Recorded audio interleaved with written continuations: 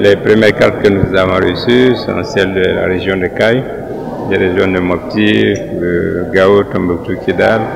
une partie de Ségou et puis des Maliens de l'extérieur. Donc cela confirme que nous tenons notre calendrier, nous tenons notre chronogramme et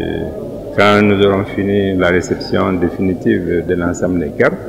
le ministre de l'administration territoriale, en concertation avec les différents acteurs, organisera avec les commissions de distribution qui sont mises en place partout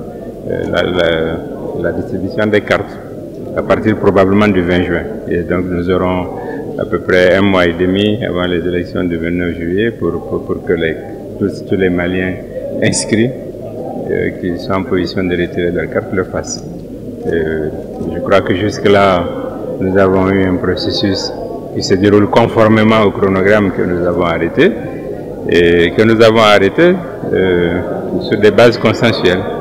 sur des bases inclusives, et donc un processus à l'élaboration duquel tous les acteurs concernés et intéressés ont participé. Et souvent avec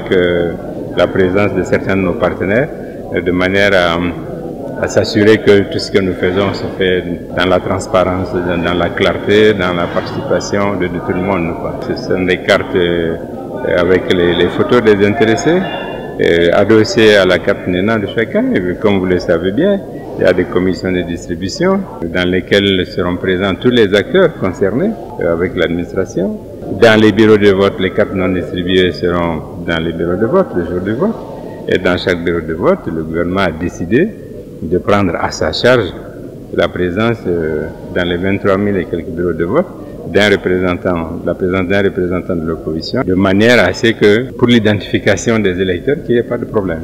Et pour le gouvernement, ça fera une charge d'environ 3 milliards, parce que c'est exactement 2 990 millions que nous allons dépenser pour cela. Mais nous avons pensé que c'était une des conditions pour garantir plus de transparence et enlever toute contestation, comme je l'ai dit, de bonne foi. Et le message que j'ai, c'est que jusqu'à présent, nous avons travaillé, nous avons fait un effort d'inclusivité, de participation, de consultation et de concertation avec tous les acteurs. Nous avons procédé à l'audit du fichier, là aussi tout le monde y a participé, et puis en raison de la configuration actuelle de la CENI, le comité d'experts était présidé là aussi par le premier vice-président qui se trouvait de l'opposition, ce qui n'enlève rien à la crédibilité ou à la neutralité ou à l'impartialité des uns des autres.